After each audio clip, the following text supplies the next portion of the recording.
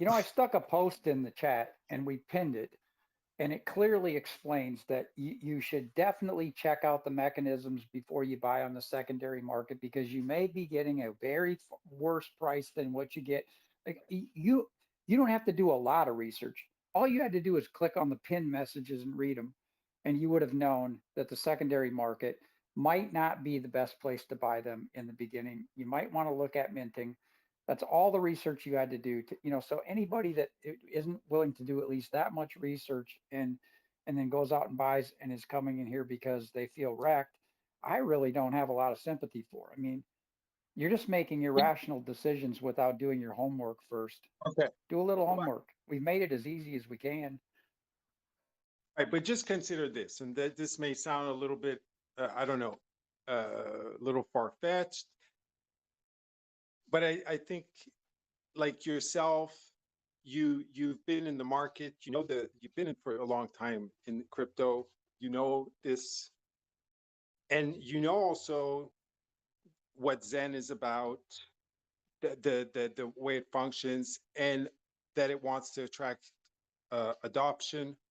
And so in our own research, those who have been in crypto and those who are part of a project that we know is different, for example, and that's about attracting user adoption, we have to also see, I find, the fact that this new user adoption is not necessarily the kind of people that are used to crypto, nor even investment as a whole, and and and have this tendency to think of things a bit about like, I pay you for this, so I'm buying, an apple, and I'm getting an apple in return kind of mentality, because they're just used to that way of things being.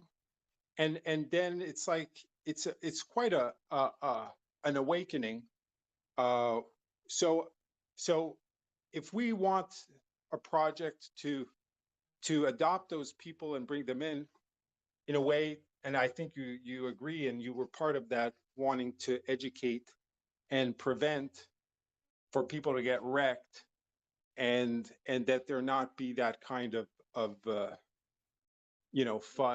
or whatever, just people getting wrecked. That negative impression of the project, I think is what you're trying Yeah, to say, right? yeah. And I think we've been in it long enough to understand all that and how that goes, and we've been wrecked plenty, right? We know. So yeah, I think it's very valid to put a focus on it, and also keep trying to, like, for example, DJ here, you said, it's a great example. So he did it, but he knew he was doing it. Some people won't know that they're doing it, exactly what they're getting into. They think it's like, maybe like Bitcoin or something, like you can buy it and it'll just, there'll be some volatility, but it won't be that bad. uh but he knew enough to know, for example, that he DC'd back in, right? He started to mint it, because he understood that now, if you want to win, or recoup his losses, that was the way to go, and that's smart.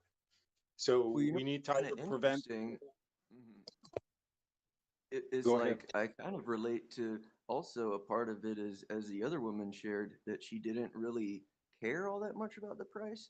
And to be perfectly honest, that was kind of my mentality too. I just wanted to buy some now. I just wanted some Zen right at that moment. I don't know. I just wanted some Zen. I just wanted to be a part of it.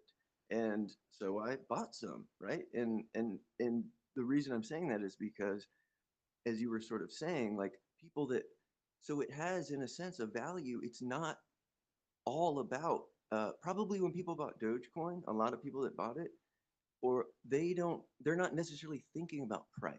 As you said, it's not necessarily a bunch of people that are all about quote unquote investment. When, hey, perfect example, when people quote unquote buy USD, it has nothing to do with investment usually, right? It has nothing to do with a gain or a loss. You're buying it, or obtaining it for it in and of itself and nothing more. And that's precisely the reason I wanted those Zen tokens at that moment. I didn't know what the next day was going to bring. I just wanted Zen. And that is kind of powerful in and of itself. So I think there's a lot. So, right, I'm not like, I might have been wrecked in and of that particular trade. And I'm only using that terminology because of my uh, overarching experience with crypto that kind of, that's a big part of like crypto, right? That is a factor for me, right? But it's not necessarily a factor for everybody. And probably if this thing does what, but that being said, it's also crypto is growing as a whole as well. So those two curves are going to start to sort of move toward each other, right? Like the people that aren't all that into crypto are going to start getting more into it, and it's going to start moving together. And yeah, I don't know. Right, but there's still going to be the speculators, and there's still going to be the investors, and there's still going to be the those who, as you're an example, buy the US dollar for the US dollar in and of itself, just for the medium of exchange, expecting it to hold value, like they're buying it to do something with it. And I think a lot of the newer people, that they're not, I mean, they know that there's volatility, but they don't know necessarily all the gimmicks and all the tricks and all the ways that an exchange can do it, or a liquidity pool and those kinds of things, and all the contracts, all the kind of smart contracts out there. I mean, when you've been around, there's a lot of ways of going about it to trick people out of their money. And I think Zen, like, and the whole Zenzication and that thing is a is a part of I'm just saying it's very valid and important to talk about, and to help people to change the perspective as quickly as possible, and just change their outlook on it, and not feel like oh no, crypto is like they robbed me of all my money, and it was supposed to be a great project, or it was free, but Right. And so, as cliche as it sort of is, I think a lot of the room for where this token, a lot of where the value is going to come in is probably quite obvious. But, that annoying phrase, well, what's the use case? Like I do kind of feel like this might be a token looking for a use case, right? But because it's so fucking cheap, it's like, in a weird way, and I'm sure there's going to get a lot of throwback, but when I think Jack was talking, someone was sharing about the token, it almost reminds me of NFTs, right? Where you had these mints where the only fee you had to pay was to mint the NFT, and they were like 10,000 or whatever, right? So once those were all, this is a little different because it's basically like an infinite NFT mint, right? But it kind of reminded me of that because that was the only thing that I could think of in crypto that I think they were saying like, well, there's never been anything like this before. And NFT, it reminded me of NFTs, right? Because it's kind of like that. The cost to mint many NFTs was simply the price to, or I'm sorry, the price of many NFTs was simply the cost to mint them. And look how well some of those did. So yeah. Well, yeah, I mean, there's some similarities, there's differences too, just because of their crypto, or their fungible tokens. But yeah, right.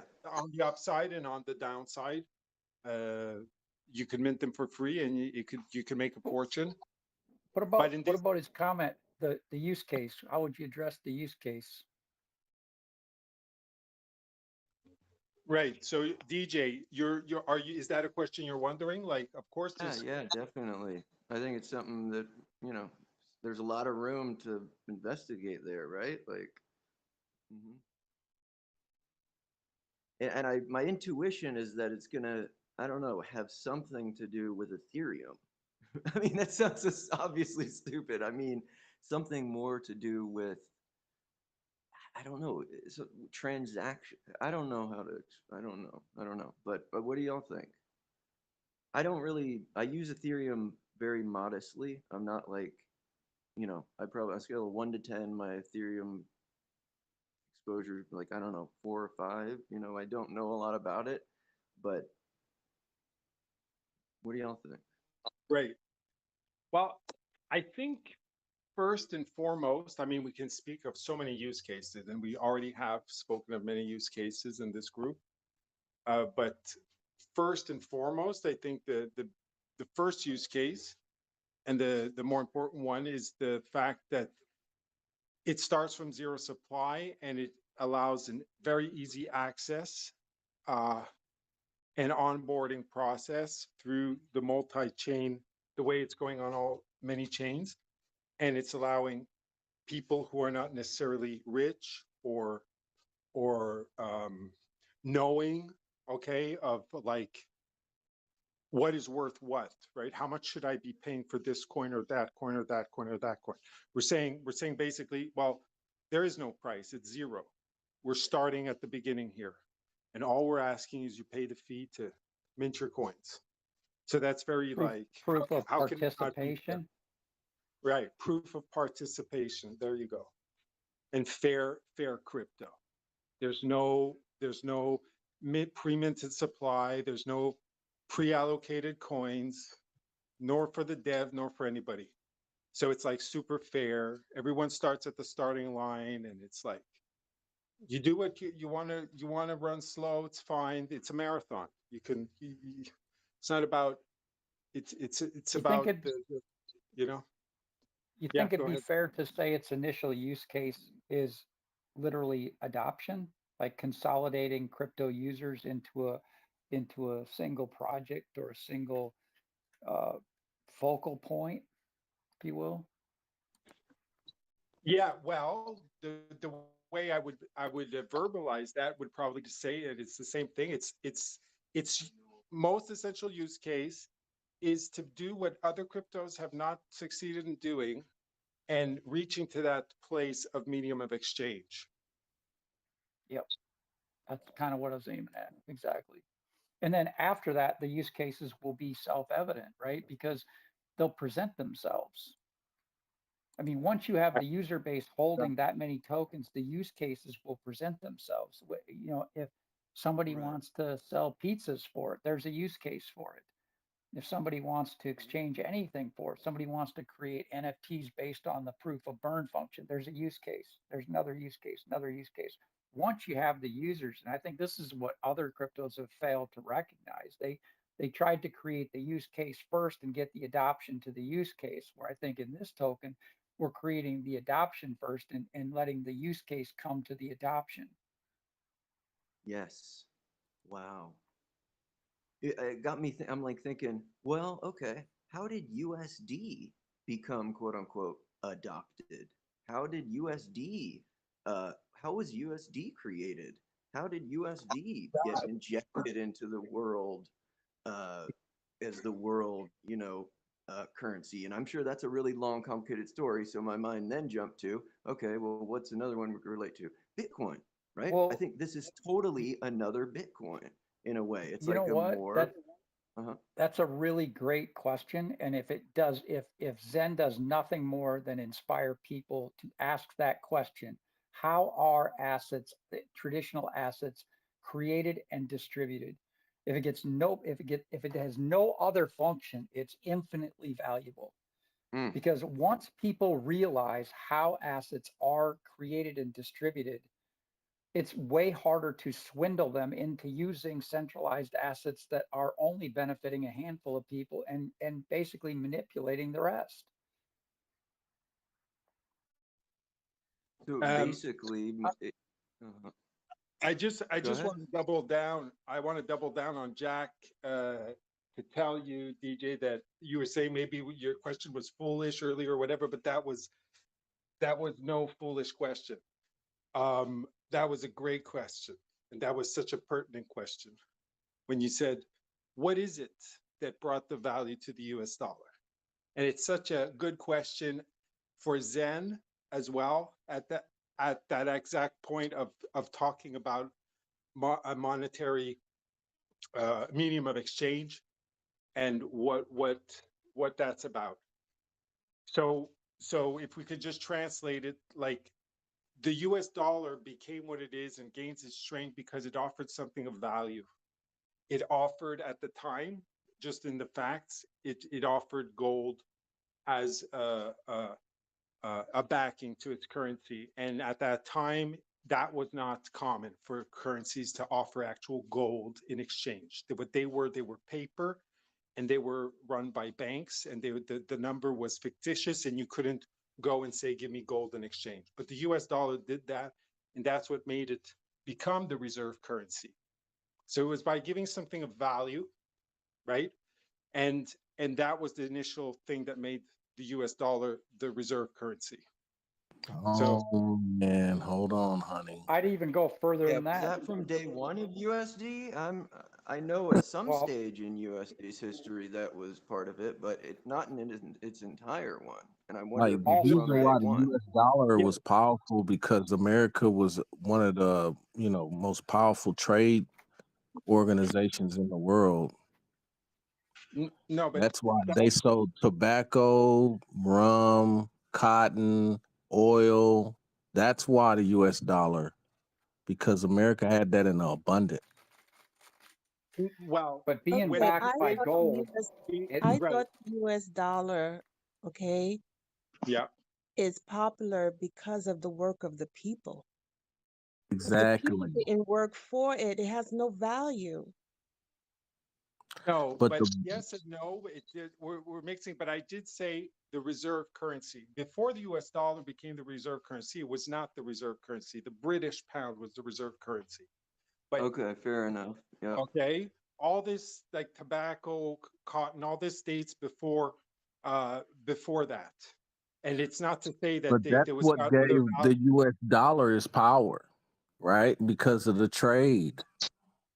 For sure, it had That's what, economic yeah, that's what yeah. that's it. That's it. That's like nobody would want a US dollar if that's why people don't want Zimbabwe money, right? Because what they don't what have gave it its anything. value was its convertibility into gold. On the international scale, what gave it its value was No. convertibility into gold. But on the The private fact sector, is, on the yeah, private maybe side, America had a lot of gold and they were willing to trade.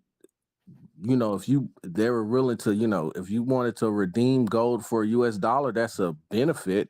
That's after they probably amassed a large amount of gold. But gold Whatever was, the case, it's but we not never, but at some point in time, people used gold as currency in America, right? There wasn't right? about a dollar. It Think wasn't about until about 120 years ago that but the that's US dollar before. was really pushed onto the people as a currency. and No, now but think that was about the before. portability of gold as a person.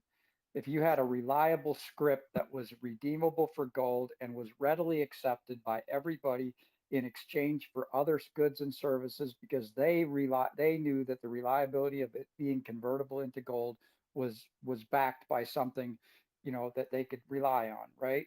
That's what made it popular on the private side. On the international side, which is the commerce side or the public side, it's reliable redeemability into gold. And even when you go past the gold, when they close the gold window, they say the full faith and credit of the United States government. Well, every American, no, I shouldn't say American, every U.S. citizen is the surety for the bond that's backing it now. So as long as there are people producing value in the country, that thing has value. That's all that gives its value. It's Yeah, always that's the value originally is what its always value was, in the right? holders. The gold was only like a gimmick. The only value is in the work that the dollar, creates. That's It it. was Like always it was always Right. redeemable for gold because prior to being redeemable for gold, the only lawful money that could be minted into existence was gold and silver coin. The point, Carrega, what? is What are that you talking all about? Wait a countries, minute. It's been several countries with lawful money. There was Confederate money, right? There was Confederate currency too. You remember that? Confederate currency was fiat. It was just commercial paper. And That's the all it same as was. the US dollar. And you could take the Confederate dollar and convert it into gold Once, as well, but they lost. yeah, they lost because they lost control of the gold that backed it. The No, they reason that you lost don't the trade war. around, They lost the well, war, so no and one wanted their money. why did they That's lose the war? You well, can't they you can't weren't. fund a war. You can't fund a war with paper.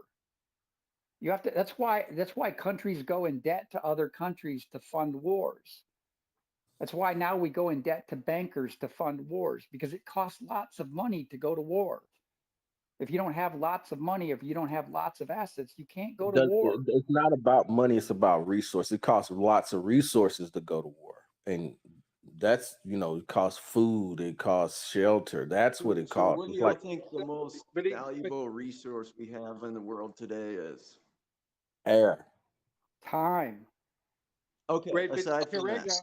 Karega, Water. you're actually making the point.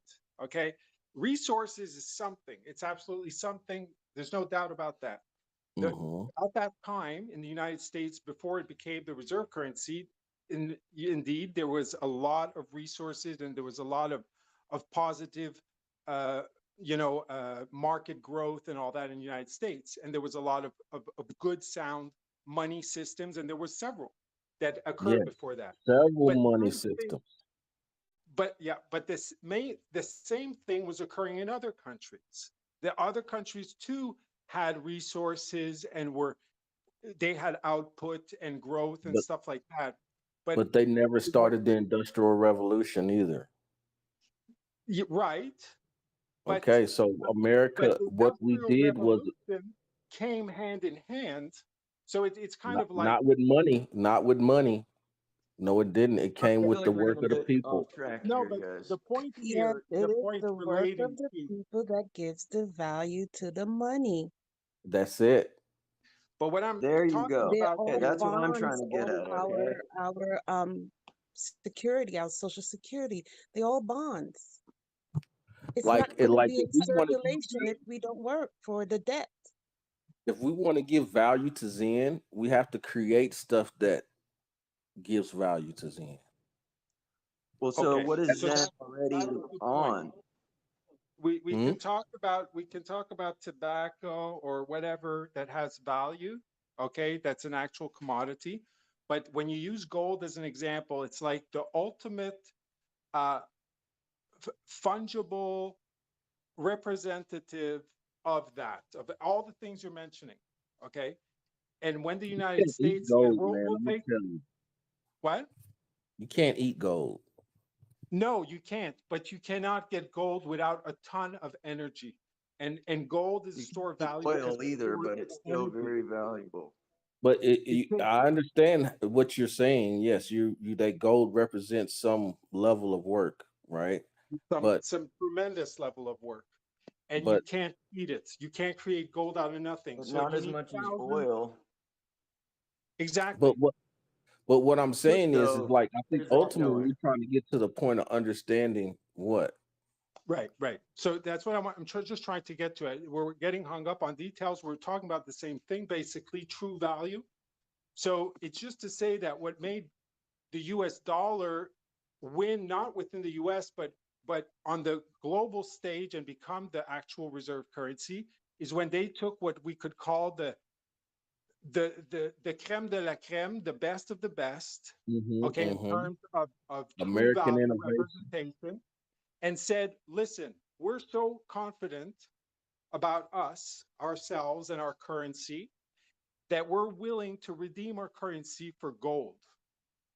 And the market, the rest of the international market said, oh, really? Like, if we buy your dollars, we can convert them to gold. It's not just that kind of paper that you say it's worth this much, but tomorrow it's worth something else. You're telling me that tomorrow I'm going to be able to exchange it for gold? And that's when we became the United States became the reserve But currency. United States had to have gold, right, to do that. It's not they had to Of course. have gold. Of course. Yeah, so So that's like it's like a chicken and the egg type thing, right? So it's like, yeah, of Yeah, course we're gonna exchange dollars for gold, and that could be some novel concept to other Got economies and countries, but one, we had gold. But the real thing, the reason why we had gold was why? Because we had the whole gold rush and all these 49ers, they rushed to the West Coast and started mining because they worked for the gold, right? But Yeah, but it wasn't set an amount. It was just the willingness to convert it, which on the international market, it's not like, oh, we have 8,000 pounds of gold, of tons of gold. So okay, you have 8,000, that's enough. It was just the fact that if you bought the dollar, you can convert it, and that was back. So the point of the whole thing is just to say that value, offering something of value to the market, okay, is what made US dollar the world currency. And the demand side, right? It's the demand side ultimately that makes it the US, the world reserve currency. As long as people are asking for it, and it's the biggest one in the world that's people are asking for it, that's what we call the reserve currency. It's nothing else than that. It's not but something written on paper. It's the biggest demand currency is what we call the reserve currency. Okay. okay. So it's just So to bring the point that value is what brings that about. So in the case of Zen, and that's why the question was so great, I found that DJ just asked that at that point. It's like, why did the US dollar become the US dollar? Because it offered something of true value to the market. Not speculative value, but of value. So I think we could learn a lesson from that and say, what is the next step once the adoption, once the labor, once the capacity to get into the market, what do we do to continue that? And it's to expand on that and to maybe become eventually the Okay. reserve currency. In but theory. Well, but seeing as I asked but that question, can I have the opportunity to elaborate the next step possibly and see what Sure. y'all think about it? Okay, Go ahead. so just briefly looking at the process y'all were just talking about, how it was gold and then USD, et cetera. I think it may be somewhat safe to say that another commodity that people talk about is like, in fact, now a lot of our currency is backed by oil, right? So that's just another further step in the process of having a currency backed by something valuable, right? So I'm carrying with that sort of mentality, right? So what's the next widespread, most valuable commodity we have on this planet? The internet is where I'm going with this, right? So that's what people have realized, and that's what people have been trying to do with Bitcoin, is create a money for the internet, or an internet money, right? That is still in progress as to whether and how that all is going to pan out, right? Ethereum has already, in many ways, I think, possibly surpassed, if not the um, Ethereum, and this is where things get sticky. It might not be bigger yet exactly, but it has the potential to possibly get bigger. And so, long story short, my answer is I think Zen is a very strong contender for essentially becoming essentially the currency of Ethereum, right? Some sort of stable currency for the commodity of Ethereum, for the product and value of Ethereum. And Ethereum is in turn backed and valued on top of the internet. So essentially, Zen is a very strong contender for becoming a true money of the internet. Okay, I think that's probably kind of where this seems to possibly be going. so That's the goal. when To you me, say the money of goal the is to internet, what replace what is stable coins. what Gold's not financial going anywhere, transactions but we are need also some new things are good too, right? Like it's basically a better version of USD is where I'm kind what of going. what as being the money of the internet, what transactions would that entail? What do you mean? I just said so All the money transactions on is used to transact, all right? the transactions on Ethereum. This is all of presuming Ethereum becomes sort of the new internet, right? That's kind of where I'm going with that. Now that remains to be Web, seen, but I like think it's Web probably the 3, best contender on the books at the moment of becoming the as a next tool for internet. Web 3, basically, right? Something like that. So like when we think about the US dollar, like people like there was a demand for the US dollar because it gave you access to American work, right? Like America's Uh, last couple hundred years, they're like the Nice. hardest Yep. working country in the world, right? And This could give value and Oh, access to the entire world's working force, essentially, is where that's going. Not I just America. understand that. I understand that, but no one is. But Sorry. people. Okay, but people. Okay, so the American government said if you want to access American workers, you need to use U.S. dollars. Let's say that, for example. Now, when we talk about a money of the internet, what is it going to be used to access? Right now, we know Ethereum used to access Ethereum. Bitcoin is used to access the Bitcoin network. When we talk about Zen and this multi-chain, but what when I'm saying making something the money of the internet, what what would it power? What would it power? It would just be powering Well, transactions, the just sitting interest back and forth to one another. What would it actually power that someone would Basically, value? yeah, at its base, yeah. It's sort of like what is the USD power, right? It's kind of like a that back Like and I just forth said, the sort of. USD gives you access to the American workforce, American innovation. That's what Well, the I guess US in that line of logic, we need to find some aliens on another planet to buy our Zen then, don't we? exactly. Exactly, right? So Question, man. how I can don't we know. use Zen? How can we can how what can Zen power that's gonna be valuable? everything and anything on the internet. I think that's what he's saying. But I'm saying, what would you all think is a good idea of one thing that you would think that people would be interested in using Zen Selling, for? getting into a contract, adapt, like the A simple simplest first prepaid basic. card, anything Still, I that you think could we're at the purchase. level still. Sorry, go ahead, man. You could have a prepaid card, a Zen prepaid card. Just load your Zen on the card.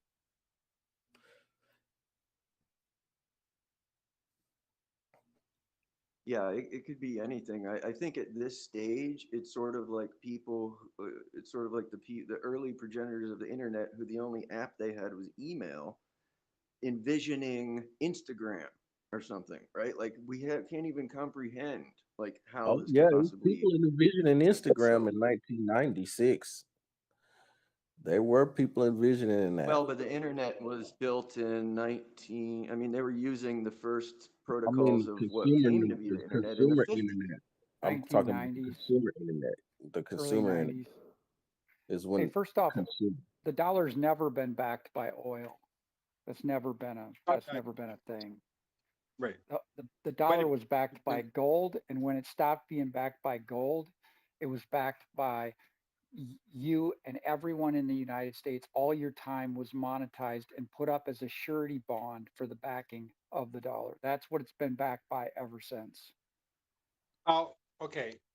This brings up a great point, and I was going to go there earlier, but we kind of got into other stuff. But because it does bring a great point and understanding of all these questions.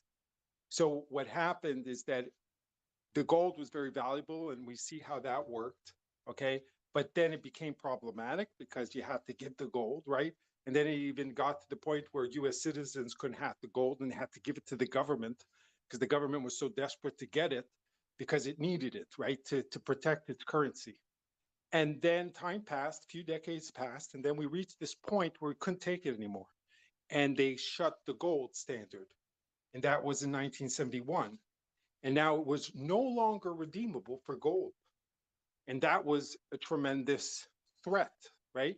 So what they did is they made a deal with uh, the Middle East, okay? And they created the petrodollar, right, in 1971. And they created a situation where now you could only buy oil on the international market. Again, if you see it's international, uh, with US dollars and USD. none other. Right, there you go. Okay. Exactly. That's what I'm saying. What killer app do we have that is similar to that for So, Zen so wait, let me just that finish can here. be Because, exclusive? answer so Well, much the of your question. internet. So now what We already happened, have the internet. so now what happened is We that already had it, oil. would it, what it raises as a point here is that it's really the demand that's important. It's not the value so much of the gold, but it's the fact Yes. that the demand is pushed, right? That there's the demand, so that having to buy the oil with the dollar sustained the demand. So they were able to sustain the reserve currency that way through demand. And whatever device they needed to use, and they used a quite, shitty device, okay, like manipulative, but it worked nonetheless. So so now things evolved again, and now we're getting weaker. The US dollar is getting weaker, and others are thinking of maybe transacting oil without the US dollar and things like that. And things are changing, but the point of it is that I think all we need to understand is that it's not about being the reserve currency or the only currency or the ultimate currency, but it's about what is the one that can bring about the most demand and more demand to be a very competing currency, because the US is not the only currency and there was competing currencies. And how can we ensure the most amount of demand? And that's all we need to do. We don't need to be the only Well, one, but we need to create the demand, and a lot of demand. that's a very interesting question, and I think the answer is almost this bizarre backward solution to where demand is actually going to be created after the fact, after you receive the item, right? Because think about it. Sometimes you can say, well, we demand something that we don't have, right? That's a kind of desire. We want something we don't have. Oh, let me get that. I need it. Oh, this sort of FOMO idea, right? But we also value and desire keeping things we already do have, especially something that we might not have. Like, I think this is perfect. Could be perfect. You spent a little bit of money to get it, right? Not a whole lot, but enough to care somewhat. Yet you may be able to accumulate significant amounts to where if it starts gaining value, it's going to create the demand. You see what I'm trying to say? It's sort of like, uh, yeah, it could have the demand kind of come back onto it, because people think, well, how are you you need to create demand first and then people will want it, right? But if you give them something or they get something and then tell Well, them that it has demand or value, then maybe they'll want to keep it and get more, right? exactly. And I think what you're trying to say here, and the thing that becomes confusing, is that it becomes like the chicken and the egg problem here. Once you have the adoption, then you have that user base, then the market comes to you. When the market comes to you, okay, then all of a sudden, because the market is laying itself in front of you, now all of a sudden there's the demand to buy some more of that because they want to access the market. And that just feeds onto itself. So like the US dollar, it did those key things at very key times in history, but didn't have to. Once it got the ball rolling and it became the reserve currency, it can keep being the reserve currency for quite a long time without even doing anything new or different, and even lose, the capacity to do it and still seem as the reserve currency. So it's like you have to get the ball rolling, and then that will start feeding back in a loop. So we already did the first part, or we're doing the first part by creating the user base, which could bring the market to us. And that, I thought that your comment was genius, actually, when you said just out of the blue. I think something is going to have to do with something with Ethereum and the internet. I mean, I think you nailed. God, low and like duh. Yeah, like yesterday I was talking about this, right? And but it's about application. What would, like, what are you all willing to spend your Zen on? That's really what it comes down to. What are you willing to spend your Zen on, and what are you willing to buy Zen to spend it on? What are you willing to spend Um, your Ethereum on now?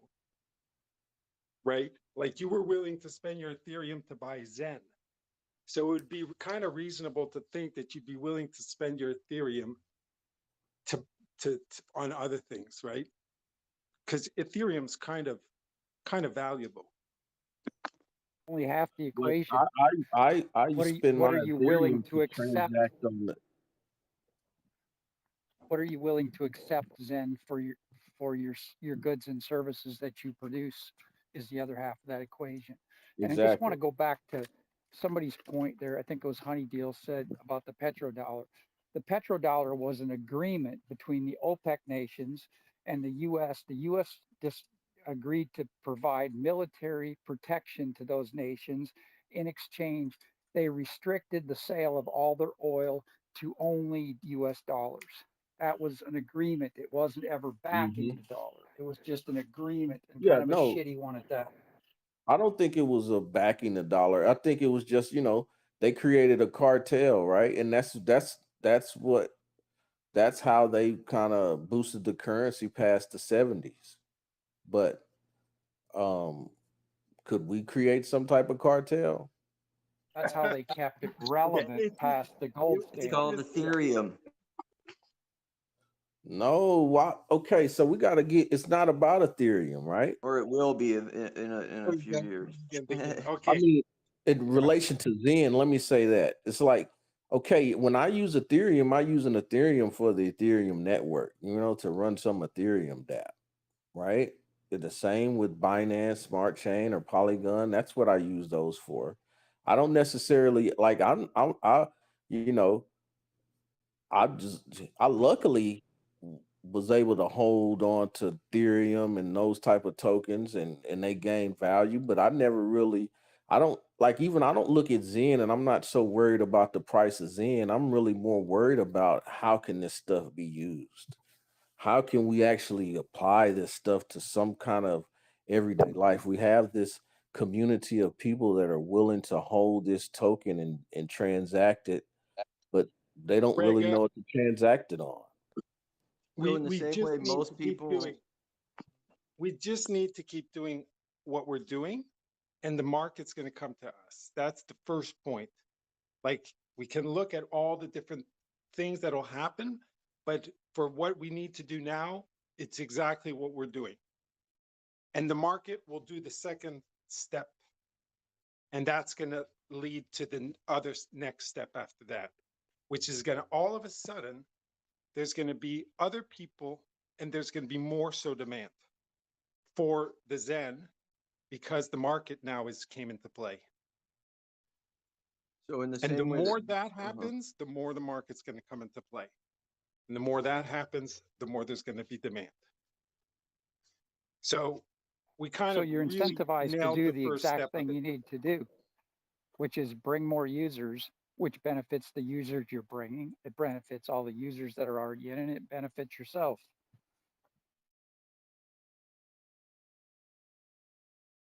In the same way that most people didn't hold gold, and most people don't have barrels of oil, in their basement.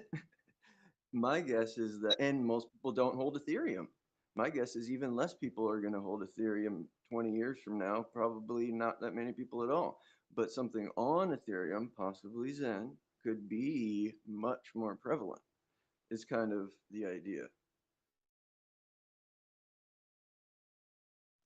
Yeah. Yeah, I see Ethereum being like the main um, chain of value that host Zen, as opposed to the other chains. Some chains may be, whereas Ethereum may provide value, some chains may provide transaction or volume or something else.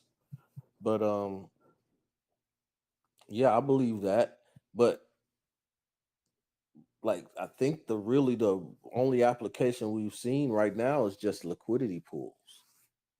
Like, if we can get people to pair their BTC, their wrap BTC with Zen. I mean, it's right now. I just think it's like thinking about price is like it's gonna be really. thinking about value, period, other It's than just I will creating. not be I interesting will not be because it's telling like, anybody that I know to go into the liquidity pools. I will be encouraging people to mint and to keep on minting because in this Exactly. interim period, the initial period, the only thing that matters is the supply getting created and user base getting expanded. That's it. why don't we want people to trade?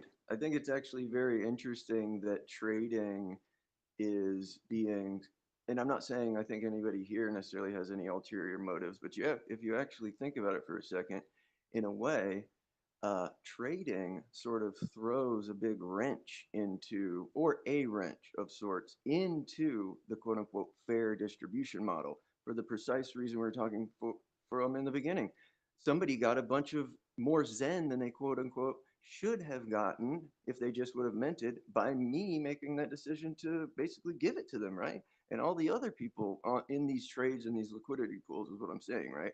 So that's actually very interesting because it's, yeah, there people who know what they're doing, which obviously wasn't really me, could really make some big moves here because yeah, um, I mean, but that's money in general, right? I think it's gonna always Sure. flow in Agreed. in a Pareto manner.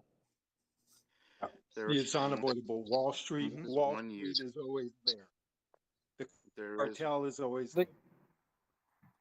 the key words there being people who know what they're doing. Yes, let people who know what they're doing provide the liquidity and take those risks of being the market maker in the beginning, for sure.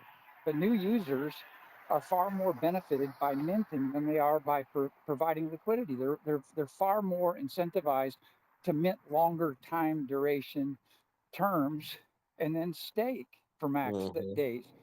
yep, Hmm. yep. Hey, can I say a few things? There just one Sure. more point. Go ahead. There is one more use case that I don't hear anyone talking about, and that is you can actually use your crypto. You could Yeah, use it that's to what we've buy been and saying. sell goods and services and accept goods and services. Is that true That's though? what we've As been someone who, asking. can I, do you live in, people who live in the US, I'm a little dicey on that, right? Like, I'm nervous. I would be nervous to do that. Like, Well, I see, mean, I obviously, think people are Why apprehensive because of the fact why that is this a why is this a US phenomenon? well, I don't Why know. is I'm in the this not US. That's all I no know no but about. why But is this not a it's not worldwide not a phenomenon U.S. that Well, people because the Yeah, but why worldwide remember, ain't gonna why come is it not arrest me. Zen? The world police ain't gonna come arrest me, but my local, Okay, but why FBI might. why is this not a worldwide phenomenon? And if we can just extrapolate our mindset a little bit and think that maybe there's people in the world who are going to use Zen and they're not going to denominate the value of Zen in terms of what it is in US dollars. What if they decide to value Zen in terms of some other value and they don't have a You price know for what? it and in That's US a but very dollars? interesting that's What the if point. that point we're happens? trying. That's the Because point if we're trying another to get powerful to. country does that before us, we could be in big trouble. No, but the thing is like that's the point we're trying to get to is like what what are you actually thinking about valuing your Zen in? You know what? In I know everyone here just Value doesn't a coin. you buy it. value Zen. Wait a minute. Wait a minute. I know everyone here just doesn't buy and hold cryptocurrency. I know some people may have some other real life jobs or careers or passions and hobbies. I mean, other than minting, I think that if you wanted to do something that would help the ecosystem, is you would start applying, you know, Zen to those things For you to use Zen, for you to that Here's you use part. value. Zen and denominate it in US dollars and buy and trade it, you just become every other coin But that's let's out there not let's say forget about denominated in the US dollar. We're not talking about US dollars. We're just talking about so using the currency. See, okay, that's the so big problem is because everybody is so worried about trying to get rich or trying to get some type of price appreciation. They're not actually thinking about what the technology does, right? It's like Ethereum, yeah, saying I can go buy a cup of coffee with Bitcoin, but why would I do that? Because US dollar does that fine. There's something that I can use cryptocurrency for specifically. And what do they say? The Internet of Things, IoT, it could be used to power artificial intelligence, meter access to artificial intelligence. That's what I'm trying to really say. Because Zen is digital currency. It's digital. So we have to think in a digital mind frame. But I'm just saying, is like, what all do y'all think that you'd be willing to spend your Zen for or accept Zen for? Everything. Yeah, Everything. no, I really But don't you get can't that say You question. created everything because if you I'm not gonna created a take Zen and go buy marketplace. a cup of coffee with Zen. That's stupid, Why not? right? Of course I you can are. take Of Okay, course you listen. are. Correct. That's because I can go nonsense. Of find course. Okay, 50 cents. I can find 50 cents laying on the ground outside and I can go buy a cup of coffee. Right? That's what I'm saying. Yeah, Because Well, but you think live in a about it first like the world and But ATMs. because also, you have but The, access also, to the money. there's not an infrastructure in place to accept Zen or Bitcoin at Of wide breadth. course, you have to So, you create it. have to but we Of don't expose have it. course. to You have not to we don't have expose to it right now. We don't to have to. We could figure merchants. out. You We could got to actually I'm expose it still to figure out. amazed you can merchants. buy a cup of coffee for 50 cents. It's Yeah, you easy to can. expose You it to can buy. merchants. Look at the There ATM. you go. Nobody trusted it. Now it's in every store, everywhere. There's so much What? ATMs per block here. I'm in the north in New York City. There's so much ATMs. It's crazy. What kind of ATM? I remember growing up that you hardly had them, and a Yeah, lot of because people they're never trust expensive, them. right? No, I trust. But What do get you to the mean? merchants. Why wouldn't you trust the ATM? That's what I want to know. I mean, back in the day, when my brother was growing up, you didn't trust ATMs because they were so new for him. But You would who go straight to the cares? banks. Cares Mm. if you can mint your Zen and buy coffee with it, and it's going on to Ethereum. It's backed by Ethereum and Web3 technology, and you just use your Zen that you minted to buy your coffee. Who cares? What is Yeah, the the point? Okay, yes, merchants that's here in New fine. York That's would fine. accept Okay, but anything if under it's that, good that in but quality. They would honey, trade it. but honey, my point is getting back to it, and this goes back to your point about gold. Is like who's gonna give away their coffee for Zen when they can just give it away for US dollars unless they have some type of vested interest in Zen. Who in here owns a coffee? Who in here owns a coffee factory? Like me personally, Can we can we I'm can a we software can we developer. can we kind of get past the notion that money is just used for coffee? Like No, we're just money making is an used for I'm example. making Okay, some providing let's just coffee move right past now the because coffee. Let's Yari electricity. just won't forget stop. about Okay, so then coffee. why? Okay. Okay, Can so I finish my can I point? give you Can I can I can I finish? can Can I I give finish my you an point though? Can I extrapolation of finish what my I'm talking? point? Yeah, but you're saying Can I? the same point over and No, over. I'm not. We get No, it. I'm We not. get I'm it. trying to get to some type of because I'm trying to make some There. sense instead of just Yeah, talking. can I Right. help you get there? Can I help you get there? Well, can I finish what Can I I was give? saying first, and then you can say whatever you want. Yes. Okay, so I'm a developer, right? I develop software and I can trade my software for Zen, right? I can create software and you can access that software for Zen, right? That makes sense. I don't own a body shop or a mechanic shop, and I'm gonna say, well, I'm gonna start accepting Zen. But it technically, and I'm just talking about practically, what could we do as people right here, right now? That's all I'm saying. Okay, So we just can't do let's do that. a We can't do the experiment. technology. Okay, go ahead. Okay, just a thought experiment because this is not even a thought experiment. There was another gentleman in here the other night, and this worked for him and his community in the 1980s. Obviously, it didn't. That was a long time ago and before Bitcoin. But to demonstrate the power of using localized money, and imagine a marketplace where you can go to and you can post your price of anything, goods and services, in terms of Zen. And people can come and people can buy things from you, and you can buy things from other people, and they post it how much Zen they want. And that includes your own work and your own blood, sweat, tears, and talents. And people go up there and they post whatever they want in Zen. Then you start to denominate other things in terms of Zen. This concept is called unit of account. This is not a trivial use case. This is the Right, definition of but money.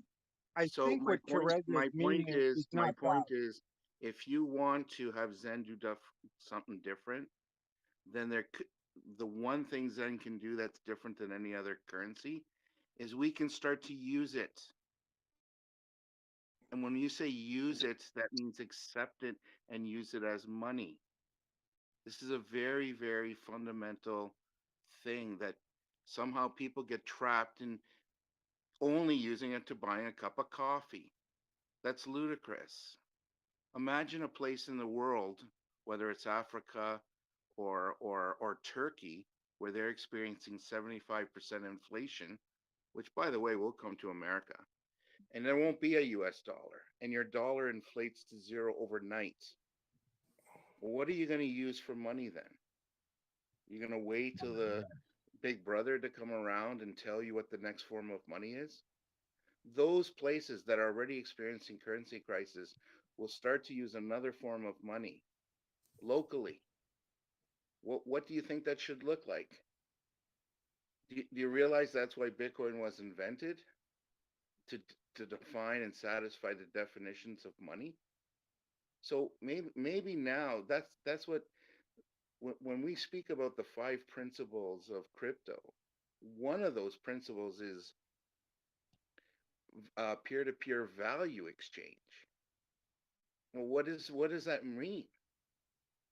If we're going to get back to the tenets of what this whole crypto, this one, Zen, was created, that's the essence of it. And Jack hit it on the head. Right now, we should be concerned with the network effect. In other words, build out our network, get to 100 million users.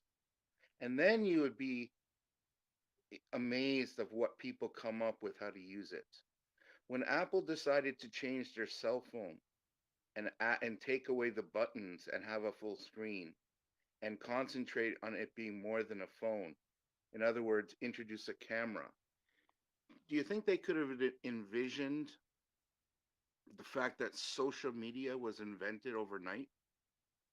Was that they had no idea.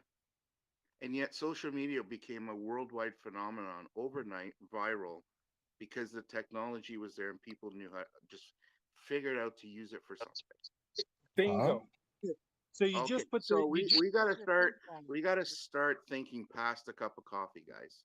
right, It's but more than you're that. missing something. Yeah, but you're missing something fundamental. Your idea, it's fine, it's good, it's sound, I'm and the as long only as one talking fundamental. I'm the and only as, one talking fundamental. right, and as long as it actually works. And the problem I think that Correga is posing is not that is that if I have something to sell to you right now, Crypto Goose, how are you gonna pay me with your Zen? Are you gonna send it to me to my wallet and then you're gonna wait to get whatever I promised you? And Well, if can I offer the solution to that to you? sure, Okay. What makes you think that in a 30-second conversation, you and I are going to solve all the nuances of this, of the payment system overnight and unwind everything? but I The, think that's the, what And the then problem because, is, and crypto then goose, is because, that and you're then constantly because, trying to replace the no, US and, dollar. We need to no. just Let me find finish. an Let me finish. application for Zen. That's what Let we me need to finish. do. Let me finish. Because any disruptive technology, like Uber, for instance, they did not come in and ask permission to uphold and change the way everybody move in the cars. But somehow, how did Uber just happen to overnight take over the transportation of everyone in the world overnight? How did that happen? So my point is that I have faith. I have faith in the network effect. I don't have all the answers, and I don't. But right now, somehow, how are we going to get there if we don't even have the dialogue in this room amongst people who are supposed to believe in crypto and use it? How is it supposed to happen if we don't believe it? And we get I stuck disagree. on I step disagree Wait a with that. minute, we on do step believe it. That's why 97. we're here. What When are you we talking about? when we Yeah, can't We get all to step believe You're it. not That's why making we're sense. here. We we listening. can't get to We step we can't get to step meeting. We number believe 1. it. We can't get to step number 1, and you're worried about step 97.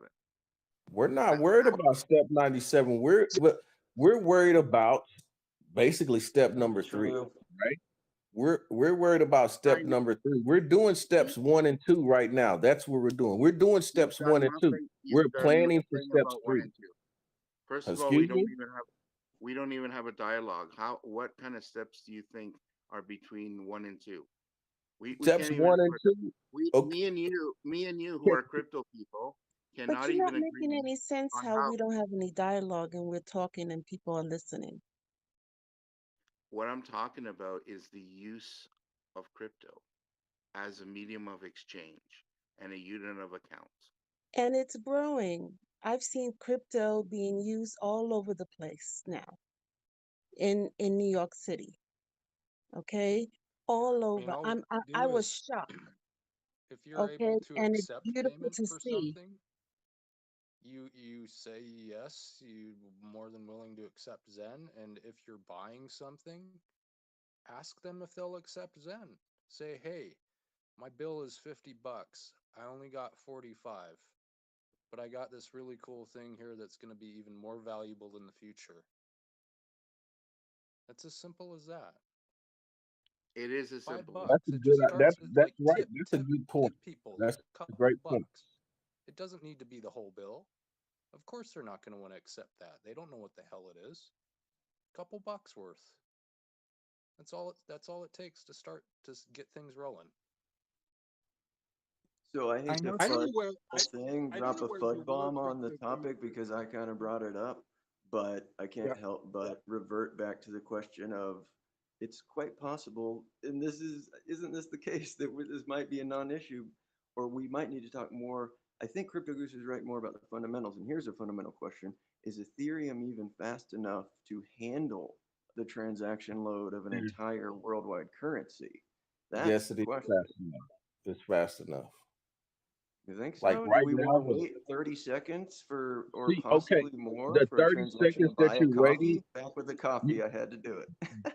do you know that the 30 seconds that you're waiting now is just the arbitrary number? The 12 seconds that you're waiting now is just the arbitrary number that they It pick. is quite fast. They can make it Oh, a you think half a so? Yeah, second if you're they right. want. Okay. They can make it a half a Possibly. second. It doesn't matter, right? But Can you elaborate on that? Well, by paying higher miner fees, maybe that's where it goes. But how would no, that, no, no. basically So that's what's going to happen. The nodes are going to no, get a no, no, lot no, no, smaller no, and it's going to be a lot no, faster. That's kind of ETH 2.0. Yeah, that's no. I what's going to think probably so. happen. Can you hear me? Yeah, sorry, go ahead. Yeah. So like before, it was based on a bunch of hashing functions, right? And that's why it took 12 seconds or whatever. They wanted to get a standard amount of time that so they can have, they can consistently produce blocks. But once they move to proof of stake, right, it's just a normal distributed network, right? So the block size or the block time being 12 seconds is just the arbitrary number that they picked because that's what it was classically, right? They can make it whatever they want. They can make it 1 second, half second, a tenth of a second, right? Okay, So, okay. but it's still hardware, it's still servers running on the internet. So if it wants to do faster transactions, they're gonna have to scale the networks, right? They're gonna have to add more AWS or Google Cloud or whatever they're gonna be using, right? More server blades. They're gonna have to add We more hardware to Okay. scale it to take, you know, to compete with more centralized we servers. we So already we yes, it already is have fast. EVMs that do half-second block times and 24,000 transactions a second. It's called Telos. Yeah, but it's not Ethereum though, right? That's what I'm saying. It's, Telos, EOS. you know, Tezos too. I mean, Tron, right? Come on, right? They're all fast blockchains, but they're not Ethereum. They're not Bitcoin. That's what we're worried about is Ethereum and Bitcoin because that's where the most value is, not just But monetary I think value. it's a valid question. You know, I mean, that's kind of the circle, right? You keep going around. Well, there are already chains that do that. Why aren't they the ones working? Well, they're not Ethereum, but we have this other thing, you know? Why didn't Bitcoin do it? Well, Ethereum. Well, Bitcoin, what about Ethereum? What about the next one? Bitcoin is doing it, right? Yeah, I'd say that, yeah. I think I agree with Crypto Goose in the sense that, like, maybe now this topic is getting towards the further up the ladder of the problems, like the technical issues. I do, however, disagree with you with Crypto Goose with the fact that, you know, we're not talking about the fundamental exchange and those things. That's all we've been talking about for the last couple of hours. And really the most fundamental principles of money and you know what it's all about, right? User adoption and demand and value. So But okay, I don't we're understand that overlooking part. the fact that Zen already But fixed those. wait, We're Correga. Just overlooking that, right? We're Correga. overlooking that though, right? Because Yeah, but you can just let mint me finish Z, you my can mint sentence, Zen Correga. for free, you can distribute it for free. So we've gotten past that. We've gotten past that. So we've got to go to the next step. Okay, so I was saying here, just that wasn't the point where it started going all over the place, where you were talking about how to bring it into application, the exchange. Now, Crypto Goose is talking about between us, you and I, and individual users. Okay, but isn't the point really like we're thinking of how do we bring the market and the whole infrastructure to us, the users, because we can't do that. We can't take care of the tech. We can't bring the McDonald's. We can't do the McDonald's and the this and the that and make the machines or the tech or I mean, Yes, that's not we really what can. we're doing. Well, what? We can? We can do that. We Yeah, can. but it's not how it's going to happen. So we have to stay realistic. The market will come No, to us. it is going to happen like that, right? You're gonna have to. Someone is going to have to go to McDonald's and say, "Hey, you want a Zen machine?" Someone's No, gonna. Yes, that's how it McDonald's, works. I think by the Yeah, McDonald's. time they it they can. gets there, you kind of They, won't they have can. Point, to. I think that what It's the everybody's touching on, connections. It's the including Crypto connections and Goose, who is you we're know. kind of jumping ahead here. I mean, the whole Yeah, idea here, we're in yeah. the first week, and just like Jack of Hearts said as well, we need the proof of participation, and all of that other stuff will naturally follow because it will be so prevalent everywhere. And it will become natural for But people to offer it as a payment or But accept it that's as what a I was payment. originally saying. I said everyone. I know everyone here isn't just crypto holders, right? I know everyone here they're not just crypto holders, and they maybe do something else, right? That's my point. Is like, yes, we're all doing those first couple of steps. We're minting Zen. We're telling people about Zen. We're creating, some type of way where we can give people Zen for free, right? Though that is happening right now, and since we believe in Zen, supposedly that's going to continue happening, right? Now I don't know, like a lot of people in here are fickle. They may switch to something else in 6 months, but currently what I'm saying is that what we're doing is people are mining Zen, they're staking Zen, they're telling people about Zen, they're talking about Zen, right? That's fine.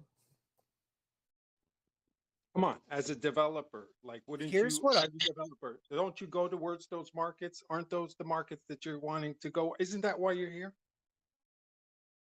You represent as a developer, you represent in a sense that side of the whole story of the tech and the Part. market, right? It's the part of what you were saying, honey. I just heard you say that's why you're here.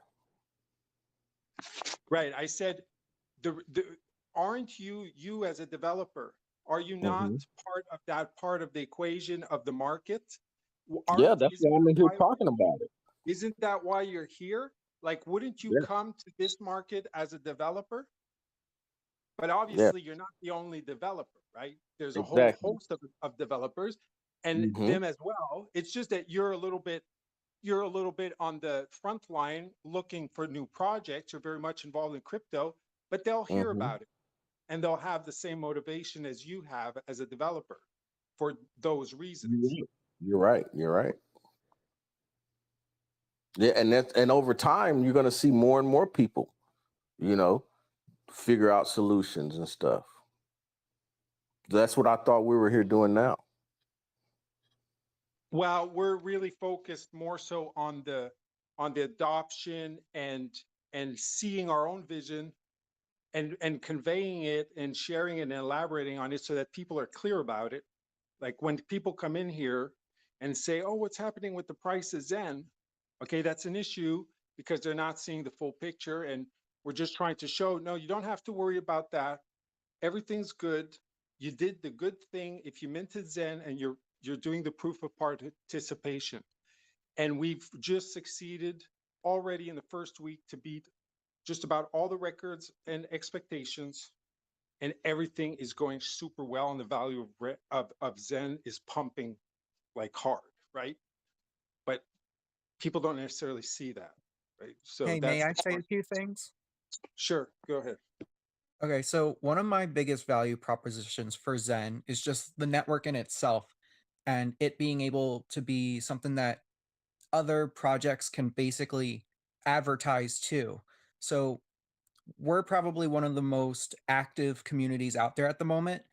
Now think of that, what would happen in the bull market where that's like magnified times whoever knows what number. People are probably, and the fact that our project incentivizes creating multiple accounts, other projects are going to want to airdrop us stuff. That's what I think is like one of the biggest things. And when that happens, they could either like take half and create liquidity for us and keep it in the network and build us up too. Or, well, also people will sell, keep some cash. Maybe they become even on their Zen stuff, even if they are down. And then also they could use that money to mint more Zen. That's one of the biggest things. And then that's where That's a great. I think of like the infinite money printer. They're gonna advertise to us because we're one of the biggest networks. We're gonna use their coin to sell it and create more Zen, which is gonna be like an echo chamber throughout crypto where people are like, oh, if you're in this coin, you're gonna get more money because they're gonna send you more money. That is a great example of Yes. a first instance of the Exactly. market coming to us. That's the market coming to us right there. And it's like the Mhm. first case, and it's very clear, well said, and well, Yes, sir. Yeah, that's why spoken of. minting right now, it has a multiplier. It has such a huge multiplier because say you make 100, and even if you just get like a $10 airdrop or a $50 airdrop, but remember back in the bull market when there was like 1,200 airdrops, $3,000 airdrops, and that's per wallet address. That's Dude, our you just infinite money nail on the printer. head. That is beautiful. It's And that's and Jack exactly gave me that idea because he was what saying that something was. about people with infinite money, and I was like, wait a minute. And here's the other thing. I know of a project that basically trades NFTs that are loaded with different coins. So like you can put Bitcoin, Ethereum, Doge, you could put other NFTs in it. You could put it inside other ones of itself. And it trades the stuff on chain. Um so you kind of like create this portfolio of it. And I talked to the creator, and because right now he only has it as where it's like you only have like one address for each different type of cryptocurrency. I asked him, I was like, is it possible to like just create multiple addresses for this thing for like Ethereum and like somehow preload it with like a minted Zen term. And he's looking into it. He figured out that you could add the multiple addresses already.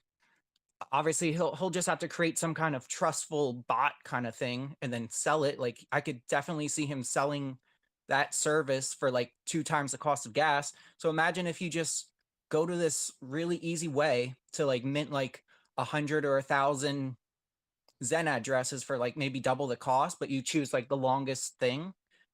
And then what You do his it thing through an provides, NFT it's or an something. NFT.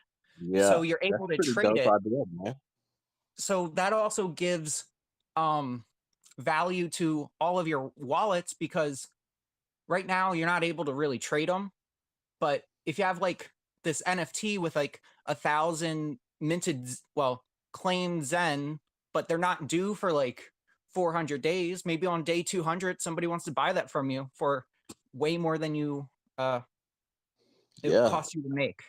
that's what I was talking about before. It's like Zen is a perpetual market, right? You can sell Zen from the future, you can sell it from the past. Hey, and this is one thing I was thinking about, and I wanted to mention, I'm not an artist, but I do dabble around and stuff, but I was thinking about, setting up like an NFT gallery and pairing all of my NFTs with Zen and just sell them. Hey, if you want to buy my NFTs, I have some art. I'm gonna Fantastic. just put it on OpenSea and just pair it with Zen. And I would like challenge other people to do the same thing. Fantastic. I'll Fantastic. probably do that Can I sometime this give you an weekend. idea? Can I If you, give you an if idea in addition to that? So imagine, I don't know if you're aware that Zen has a burn, like a proof of burn function, why where did I you're know you were allowed going to to. do that? Oh, sorry, Jack. I know. No, Okay, it's go okay. ahead, I was Jack. gonna I'll step in let and you say go. the same thing. Do it. No, you do it. You go, No, no, go. go ahead. Go ahead. Go ahead. Please, Jack. Go ahead. Please. I know what you're gonna do. Please, you do it.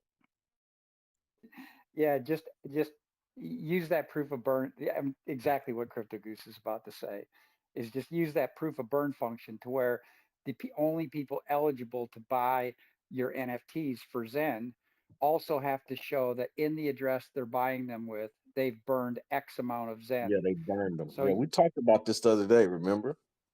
yep. I So now you remember. add So that you weren't hot on deflationary the effect. idea. Carrega wasn't hot on that idea, but here's another idea. How about you burn it as the first or one of the first Zen NFTs? Have someone burn it and buy it back from them, um, and let the price. Because if it's of the first NFTs and you're in the first place, that NFT can go up. Say it How about again now. Say making it again, honey. I didn't get it. I didn't get it. Say it one more time. Well, I'm basically saying you can start a market of NFT. Like NFTs, they're not necessarily a one-time sell thing, right? They can gain in value. They can be resold for higher value, Oh, okay. Yeah, I get it now. I get you. I get what you're saying. right? Every So time you sell it, you burn, huh? no, well, the first time it could be burnt, but the second time it could be bought. The person burns it to Oh, get it's it. it's yeah. This is what we were talking about. This also, we were saying, yeah, this would be cool. I mean, but it's up to the person to do whatever they want to with the Zen once they have it. you could That's what also It's like make that's the only NFTs. reason why I wasn't just, I just wasn't head first into it because I still think it comes down to whatever the person wants to do. You could also right, make but okay, NFTs that are like bonds, where you literally attach like say a 200-day term Zen mint to the NFT. So the person buys the NFT and they're incentivized to hold it because it doesn't unlock the mechanism in there to allow you to mint those NF or those Zen until the 200-day mark comes up. So they buy the NFT and you've basically pre-created a mint for them that unlocks at a certain amount Yeah, of see, days. I like that idea. That's what the other guy was saying too, right? Steve Vision. Y'all both are kind of saying the same thing. That's a pretty good idea. Yeah, I know of a project that basically you can put like almost any cryptocurrency in and trade it around like as a portfolio. And now I asked the creator to look into this, and I guess he's already found out a way to add multiple Ethereum addresses. He only had like one address per like different blockchain. So Yeah, we'll see what happens with that. that's a cool idea. I was thinking about something like that. It's like I was thinking about how can I want to, but I was really kind of worried about that too because that's good for some, but I was like, how can I get people just to mint free Zen and they just mint the Zen, right? And then they can use it to pay for something, right? But they never pay for any, all they use is the gas. So they create a mint and then they trade that mint or they trade that mint term for some other some goods or services, right? And it's something that's going to come in the future. Maybe they create a 7-day mint and then in 7 days you'll get paid. Do you have any goods and services to sell? I mean, I wasn't when I say goods and services, sorry. But you know what? All these Zen apps, like the Zen Checker or what is it called? The Zen FYI and the Zen Watch app. Those apps, we should start, we should but they're free right now. So making them powered by Zen is kind of, I don't know. It's probably not going to be good for them, but I think it'll be good for us. But why don't you take the Zen model for your own project? Zen It is. offered it for free basically, and it had a huge success. So if you offer something for almost free, like a burn, Yes. or right, you'll get The a mo- lot more user traffic, and you can get the ball rolling on something else. If they burn the- for Zen, for example, they can get they burn for an NFT, they can use that NFT, they could stake it, okay, and couple it with something else in another contract that you make as a developer, okay? That's the service you have to offer. Mhm. And then that NFT that they burnt, now they get to use it coupled with something else. And then you can make some money if you want and you get the ball rolling. But at least you're attracting the community because you're making use of the burn function, which is more so charitable to the community because every So time you burn, it it benefits and all of the users, including the buyer, the burner. so It give a free app, but instead of charging Zen or asking them to spend Zen, they burn it. They spend it to the null address, is what you're saying. So it's free. It's not free. It costs the gas train. It costs whatever it costs to burn the Zen, right? Right, and it pumps their bags a little bit because it's a burn and Yeah. not just a transfer. So the total supply just went down, and it also pumps your bag and it pumps my bags. It pumps everybody's bags. So it's kind of Hmm. promotional tool. It's a promotional tool to get traffic, right? To get users to get into your projects more so than the other guy right next to you who does the same thing than you, but is not offering a burn, but just to pay me the Zen. I want the Zen, Yeah, right? I'm kind of warming up to that idea, honey. I've been thinking because I was kind of mulling it over in my head today. Just how could I kind of effectively do that? But that burn is probably a good technique to do the conversion, basically. To convert the trend to do the Here, checkout. here's another Yeah, look idea at the extrapolating contract. on It's the right there. NFTs. Some people put up their NFT for sale, but some people put them up for auction, and obviously the highest bidder wins. But what if you were to, in an auction format, have a fixed price of Zen plus as a condition of the sale, the highest person who bids the highest burn would win. So they would not only the you would get the fixed price of Zen, that would be your cost or your reward for selling it. But the person who's willing to burn the most amount of Zen would actually win the auction. Now we're Very good. talking, That, Crypto Goose. that's a That's great, that's a amazing. good formula. That's a great formula. It's using the burn incentive. It'll go way higher because it's a burn than if it was just a price. And you Yes. get you get your base price. You don't get the full bid because it could go much higher. And on top of it, it brings much higher value to that NFT for any resale because it was a charitable NFT. Somebody burned for the whole community and it could give it a certain added value because it was a burn and not just a payment. That's doesn't go to you, but it does bring value to the piece. It's like art, right? Artists It's a when little harder they to sell do the that with painting. OpenSea. I wanted to use OpenSea too. That was one thing. I just wanted to do something real easy with OpenSea, but that haven't yet. What you're saying is a separate contract, but that's pretty cool. I could do both actually. Well, the idea has come out, and then, smarter people than me will figure out how to tweak the contract or how to create maybe a different.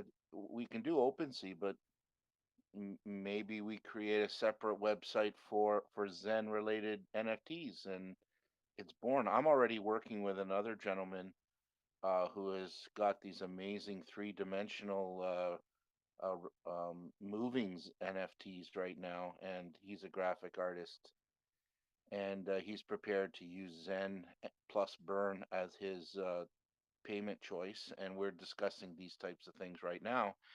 And we're also developing thinking about a separate place to sell these. It doesn't have to be OpenSea; it could be a completely different marketplace altogether.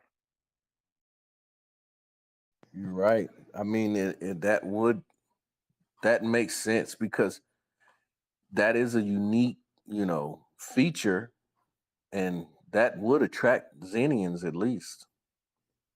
You could also, although NFTs are kind of like crypto related, you could attach that condition to many things you sell.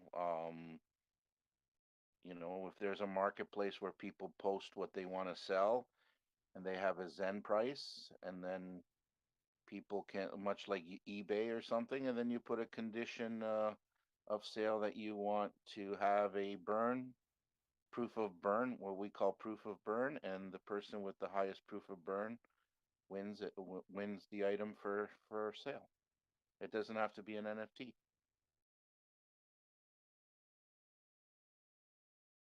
They're simple contracts, correct? I mean, this is like the amount of choice you have in using the user base of Zen and the novelty of Zen and the novelty of the burn. I mean, if you're a developer and you can make rather simple contracts, you have an edge right there just because it's Zen. Yeah, we can build the contracts and the infrastructure and the websites. I think that is when Jack talks about the network effect. I think that we can do. I think here the real power and the real game changing, world changing is us not only talking about it, which is very important, but having the will to do it. So these are the little steps that we do that really take off the engine. I refer to it as priming the engine, and here we're priming the engine. But once the engine starts to go, there's no stopping it, right? But I really like the ideas that are coming out. Yeah, and as I was telling Correga, other developers, as the user base grows and they're going to hear about it, they're going to come. They're going to come. I'm not worried about that if we keep doing what we're doing and uh, getting the user adoption and just staying with the whole mechanism that it's how it's meant. And Jack coded it right. Yeah, we are so early. We are so early that we're in day four, and we're solving all the world's problems. So we got to rein it in again. And part of the reining in is one thing we can do, and we can do it today, and that is we can all work on increasing adoption. And if that's our primary goal, secondary goals, we can have these kinds of discussions, which are a little bit, I won't say pie in the sky, but they're certainly very viable. But excellent ways to advance the project. And then we start making action, right? This is action. And so the primary goal, I like the idea of onboarding and bringing new people and teaching crypto. Imagine teaching a younger group of audience that are like 15 years old, 16 years old, and they're just in the journey of starting their life, and they've got all these great ideas. And instead of being intimidated by crypto, they're in it, let's say through Zen. Now they grow up with this wallet of crypto that they really have never used or even understood how to use. They will figure out a way to use it, that maybe you and I aren't even thinking of. So I love the fact of the network effect and having so many people have Zen, and then they will it'll be born, and it'll be born by starting with groups like this, with rooms like this. Right. I think that's a good thing to keep in mind. Um, and it also reminds me of what DJ was saying about the Web3 and the the internet. So I had mentioned this a few days ago, like, and it relates to Polygon and the whole onboarding thing and the ease of access. That, like, it's just a known fact that kids of like 13, 14, 15 years old, they're the most creative. They've it's incredible the things that they can think of. But the issue that they have, and this is like really fact. I mean, I'm talking even software and development. Like, they create these incredible games and things, and they think about things that older people don't seem to see. And their problem is access, right? Like a 13-year-old, how the heck are they going to get into a development gaming company or have a job, right? They can't. But if they can get access to Web3, crypto, have some Zen, use those things from, of their own selves, this is a tremendous amount of creativity and development for free, basically, right? You're not even having to hire them. They're coming on board. And us now, when we're here in the voice chat, and we're just on the process of the genesis of this project. We should probably keep those kind of people in mind, and just for everybody. So basically, all kinds of people come in here and they ask questions, and some of Mm, them are, confused about this or that. But to just keep in mind that ima- yeah, good. Imagine teaching a group of 15, 16, 17 year olds about Zen and crypto. That group is just entering the world, the real world. Many of them don't have jobs, and if they have jobs, they make a little bit of money. And obviously, those kids, they know what money is because they have very expensive tastes, and everything is very expensive, from sneakers to iPhones. Imagine if those kids start to figure out amongst themselves, hey, I don't have so much money, but maybe I can buy that sneakers from you with Zen. And maybe they start to trade and use Zen independently of us, because we're stuck in the real world and we're using dollars because we have them and we have access to them. But young kids don't really have, they don't have a lot of money, and they're just starting their journey. But maybe if they use this, they'll naturally use something that they have that you and I don't. And if they all have it and they don't know what to do with it, maybe they'll start using it. That's another use case that I envision. I I could had very the much see that. same conversation with a guy, Good I think it was idea. earlier today or yesterday, about introducing the young ones to it. It was like dad is minting Zen, and he can teach his kids how to mint their own, send them a little bit, and it's just Yeah. The them reason and why their I like that, friends just goofing around with it. And like, there's always those things that come up with like the tweens and stuff every decade, like what is it, like the Pokemon cards and Yeah, but you know, it's so on and so Yeah, forth. but it's exactly. I mean, powerful our They're because not property. they're not old enough to work, but they're still trading, and they develop their own little ecosystem of value, you it know. works. It works to the extent that I'm of an age where I've really never taken a selfie, and in fact, I've never taken a picture at a restaurant of food before I eat it. Yet this whole generation is doing that, kids, and social media is born, and not only born, it is thriving to a point that it has taken over the world in a massive effect, right? You got to That's start the power charging of the kids to take that's the selfies. power that's the power of young kids when they grasp something that's their own, and then they figure out how to use it. That you and I maybe we're there, but we've not had the tipping point, but they'll create the tipping point. And that's something that I always refer to the network effect. Once you get on boards and they're everywhere, this tipping point happens organically that some of us will never envision today. But if we have faith in that process, then we'll get there. Just like Amazon, Amazon was not the first person selling things on YouTube, but they became the best. We have to study why they became the best. You know, they had a perfect user experience. They had companies like Gateway selling groceries online way before Amazon, but they failed miserably because they did a horrible service experience. But if you're using Amazon and you get a user experience that's great, A, you're going to use it again right away. B, you're going to tell other people. It'll go viral very quickly. So if Zen becomes a great user experience, it has to be that. But if we can create a great user experience for people not in crypto, then it'll be used.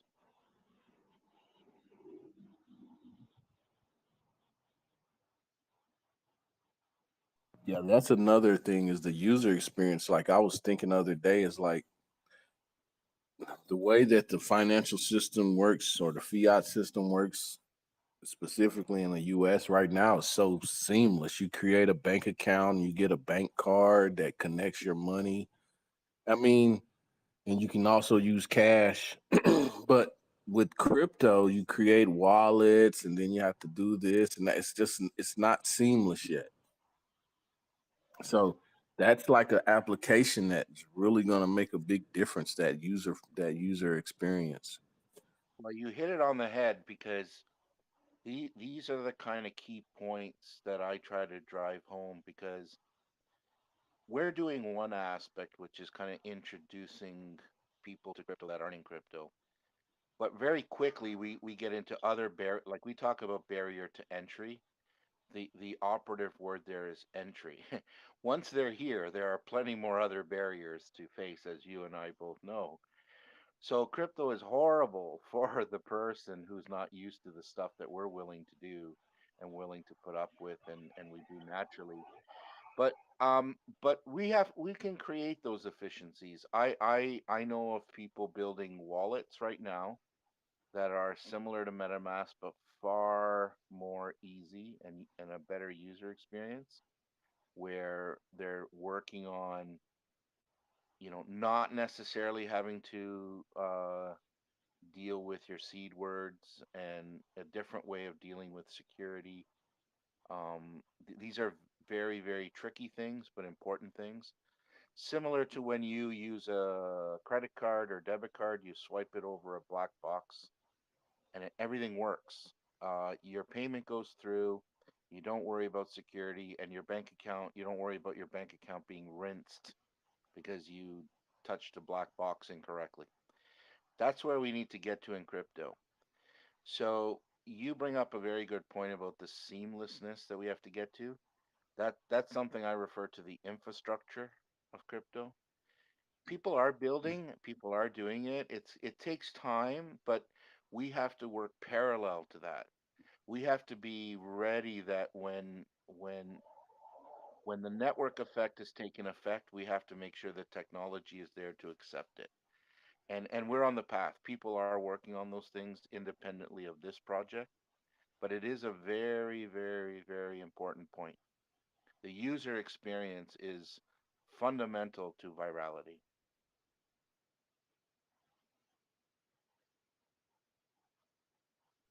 Yeah. Like the wheel was so easy to use, man. Of course, it's if you think about it, everything that's gone viral, they all have that in common. Uber would never take off the ground if imagine that service if it wasn't so slick. It the way it works has to be seamless because if it's not, people would never ever use it or trust it.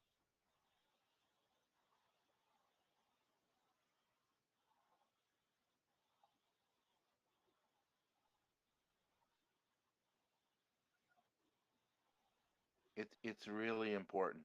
The user experience is really important.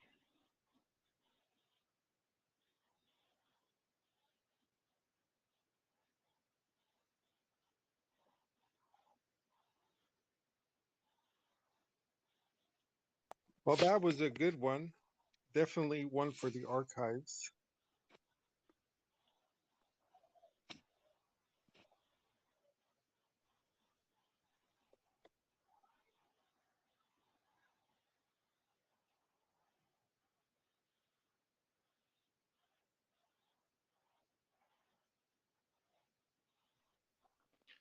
Are Lots you of great. telling us it's over? No, I'm not. I'm just telling you that it's going to I'm go just to the, kidding. I'm just telling you it's going to go to the archives. It's like kind of a cheerleading tactic. It's like, yay. Lots of great ideas from great people, from smart people. It's very encouraging, very encouraging. You don't get this kind of dialogue in many rooms in crypto, so it's it's um it's a good place to be these days. Oh, I wanted to mention earlier, like it was just something we were talking about, right, ETH. Okay, it was when DJ had mentioned about ETH being the layer and using Zen and ETH together, and I was just made me think of, and then we were thinking of the other, we were talking about the other chains, and then it just flashed how Jack uh seemingly thought of all this because it's so ETH already interacts with all the layers in a sense in the cross chain, but he already set it up in a way that ETH is the master Zen.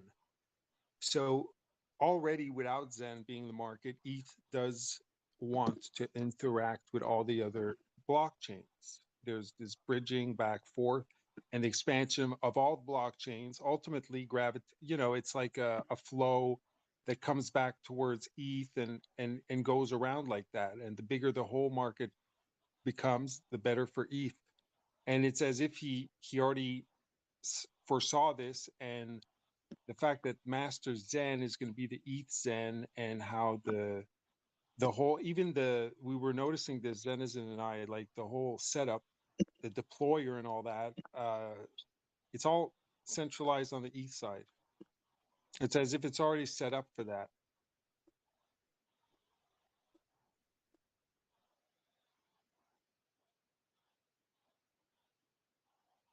Do you know, by the way, Karega, it's a technical question, but I couldn't answer this. Like, how would that work, technically speaking? That what I noticed today is that all the chains are relating with the ETH address, okay? Constantly sending transactions to the ETH contract, okay? Then I noticed that the deployer somehow was related to that, or there was a relationship. And what I noticed also is that all the EVMs, except for, except for ETH and except for Avalanche, had the same address. And oddly, Avalanche was not on that list of EVMs that were using that address. Like if you look at the contract address, you'll see all the EVMs that are interacting it on with it regularly. and they're sending messages back and forth from the other EVMs to the original ETH contract. Do you know why that is? Why would the ETH be always communicating with the EVMs, the other chains, but they're not communicating with themselves? They're just communicating with the ETH side. I don't understand what you're saying. What are you saying again? You're saying that you witnessed what now? You witnessed the other EVMs like AVAX and Polygon interacting with The what? original ETH contract with the original ETH contract. For the original ETH Oh, contract is zero oh, sixty four. Okay, it's the 064, and the other EVMs they have a like a 02 something, right? The Binance Zen, the Polygon oh, Zen. you're talking about Zen, the contracts. Yes, So yes, the way that it gets so the reason why they have the same contract, so basically when you create an address on Ethereum or any blockchain that is based on Ethereum, right? It's gonna it has this concept called a nonce, right? And the nonce is pretty much what it is a value that tracks the it's kind of an index. right, It yeah, points, it's an index. So that nonce is used to create to generate hashes, right? That nonce is used to generate hashes because it's a unique it's uniqueness based on the original address. So if I had an address on Ethereum and I created a smart contract, and it may have 0x6, right? 0x64 as the address for yeah, that contract, because I use nonce 0 to create that address, right? But if I go to Binance Smart Chain and let's say before I create a smart contract, I transfer some Binance or BNB or something, right? And now I'm on nonce 1 on Binance Smart Chain and I create this Zen contract. It's going to be a different one. But if I go to Ethereum W or Polygon and I start from nonce 0, and create that same code and I execute that same transaction for the contract, yeah. then it's gonna again create the same address that it was on Ethereum. So it's not necessarily interacting with Ethereum. It just has the same address because when the contract was first deployed, it basically had the same nonce on specific chains. So if it had nonce 1, 2, 3, and they were identical, you created that transaction at that same index, that same nonce, Yeah. then you would get the same address. You would get the same wallet address Okay. So hash. okay. So why does it happen to be that Binance, Polygon, and ETHPOW all have the same address? They all have the same contract address. Okay. because because what may have happened is that when Jack created those contracts, maybe he had to he created a transaction before he actually created a contract. Whereas on Ethereum, he may have created that contract as the first transaction out of that address, or it may have been the 50th transaction. So that's the reason why. But because they deployed the contract from the same index. Okay. And It, and it's something like it's something like having the same number on a different street. Yes. It's like okay. I have the same telephone number in the US and I have the same telephone number in Canada. Right. Okay. So that answers the why the same address on those EVMs and different on ETH. Perfect. Um, Now, why is it they're continuing to interact constantly between themselves? Why are the EVMs always relating with the original ETH address, which is different than them?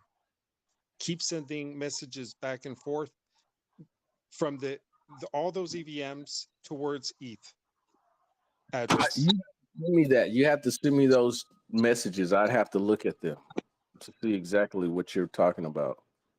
Well, You- it's really simple. If you just take the contract address of ETH and you paste it in ETH scan, okay, you're going to see there's a little B at the end that says like you click on it and then it shows all the chains Yes. relating to that, right? Okay. Mhm. And then you see all the chains, and there's a bunch of chains, and there's some that we don't even know of, and they're all relating with the ETH address, like constantly, some hourly, some every second or minute. Yeah, I don't know. I have to look at it. I that's not currently possible, from my understanding. Yeah, I I, mean, you can. I didn't know that they were that is a proposed feature. I know, but I didn't know if it was currently possible. So I have to see exactly what you're saying. Okay, But well, I do. If you could send me, you're saying just go to the. just go to ETH scan and paste the contract, the original ETH one, the one where you're minting your ETH Zen. Take that contract and paste it in Ether scan, and you'll see it right away. You click on the B at the end, Yes. and yeah, and you'll see all the chains. Like Yes. Okay. I'm doing that. Let me do that now. I'm doing it right now. okay, So I'm gonna Ether scan. I'm gonna go to the original Zen contract address, right? yeah, just copy it and paste it in there from the original scan, Ether scan, and paste the address and And just then I do go to the click the B. there should be 11 or 13 or Yeah, so. it's 11, right? 11, right. Mm-hmm. Now click And on now that. I see all of the different scan websites: Polyscan, BSC Scan, Phantom Scan, Right, Optimism Scan. Yes. exactly. Mhm. What Okay. Oh, okay. Now I get what you're saying. Okay. So what may be the case is like on EtherScan, that address, right? That address. If I click on that address, that's the Zen crypto token. But if I go to Binance or BNB chain, that address is not for Zen crypto. That's just a random that's just a random, contract What's odd or about wallet, a these random is wallet. all of the interactions on all of these scans, they're all sending to the contract, the Zen contract. Every single transaction on all of those.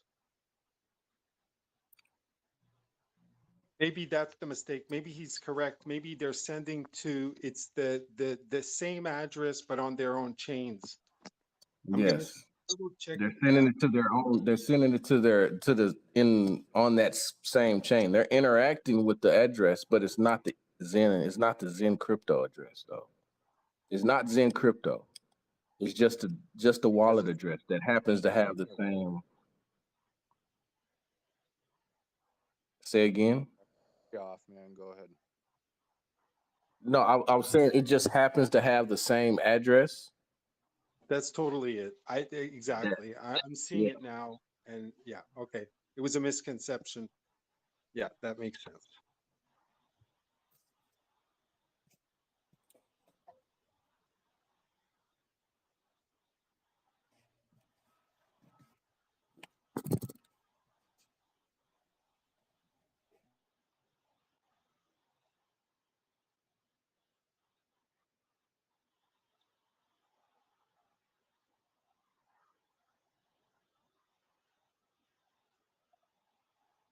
So does that mean that if we pasted, I don't know if it would work, but if I took the Binance, if I took, for example, the Binance address, okay, which is 02 something 24 or so, or whatever, uh, and I did put it in Ether scan, not Binance scan, but Ether scan, would it show me the Zen on Binance from the Ether scan?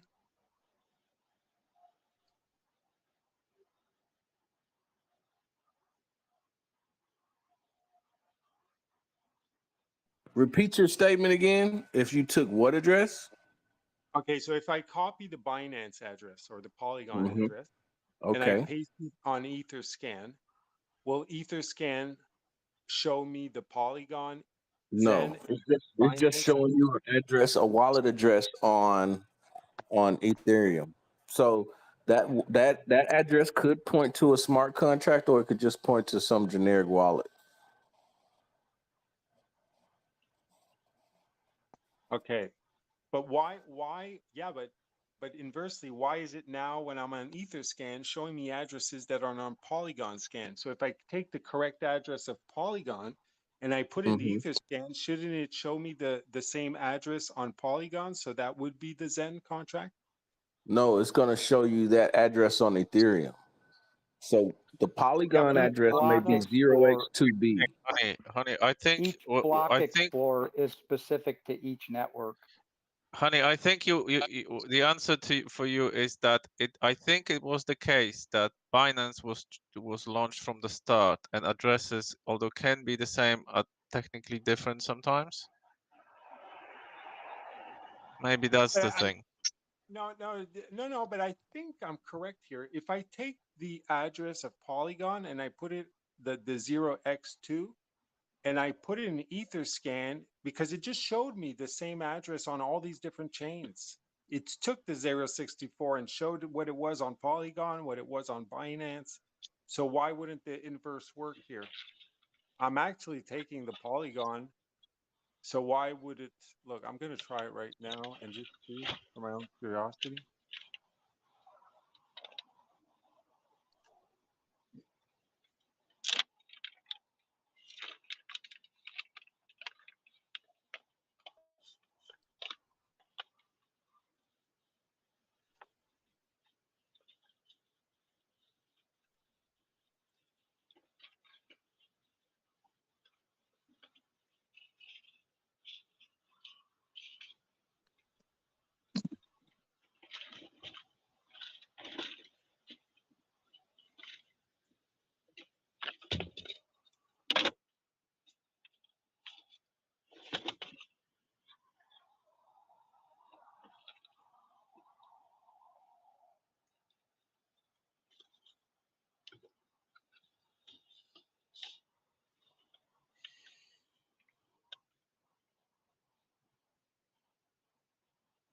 So yeah, you may be mistaken